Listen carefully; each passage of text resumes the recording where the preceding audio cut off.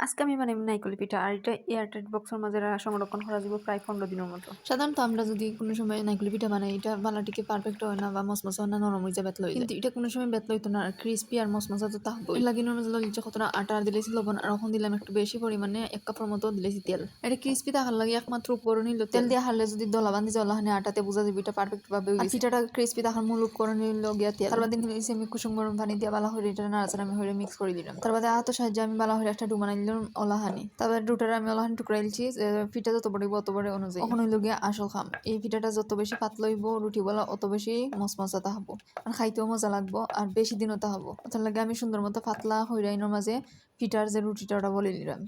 একবারে পেপারের মতো পাতলা, মানে কাগজের পরিমাণ পাতলা থাকে, ওলাহানি পাতলা হইতে রুটিগুলো।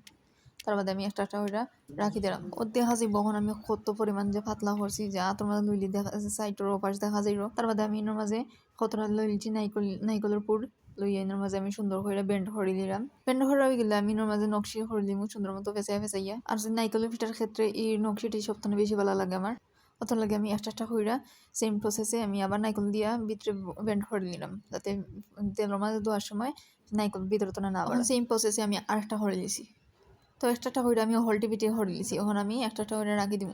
আর এই পিঠা কিন্তু আমি সাইজ একটা ছোটো বানাইছিলাম, সুন্দর লাগে। তো যারা ভালো লাগে বড় হইরা বানাইতে পারেন, অবশ্যই আমি বড় হইরা বানাইছি। এখন আমি সাইডে দিয়ে এখন বড় গুণে রাখি দিব। এর আগে আমি বড় গুণ হইরা রাখছিলাম, তো ওই গেছে আমার পিঠা বানানি। এখন আমি ভিতরে রাখা হয়ে গেলে সুন্দর মতো একটা কড়াইয়ের মাঝে তেল দিলাম।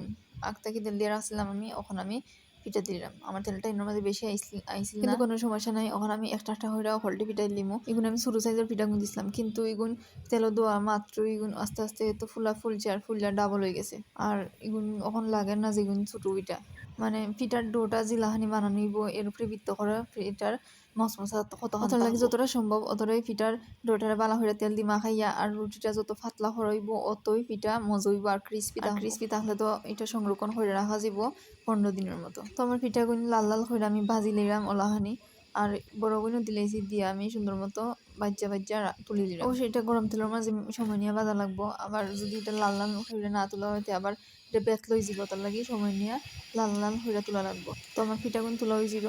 এখন আমি একটা চুলের মাঝে সুন্দর মতো তো রাখবো। তো কতটা মচমচ হয়েছে দেখাই যাইল আমার পিঠাগুলো লাল লাল কত সুন্দর হয়েছে। এই পিঠাগুলো আমরা তো ইচ্ছা মতো খাইছি, এর মাঝে আবার এয়ারটাইট বক্সের মধ্যে রাখছি, যাতে যে কোনো সময় মনে হয় বড় সময় বার হয়ে খাইতে পারি। এই কারণে একবারে গুনাটাই রাখছি। যারা পিঠা বানাইতে ঝামেলা মনে হয় তারা লাগে আজকে রেসিপি সময় করে একবার পিঠাগুন বানাইয়া এয়ারটাইট বক্সের মধ্যে লাগাই রাখলে প্রায় কতদিনে খাওয়া যায়। পিঠা বানাইয়া বেশি রাখতে পারছি না, কারণ এত মজা হয়েছে, আমরা লগালগে কতটা খাইলিছি, আর যেগুলো রয়েছিল ওগুলো রাখা কিছু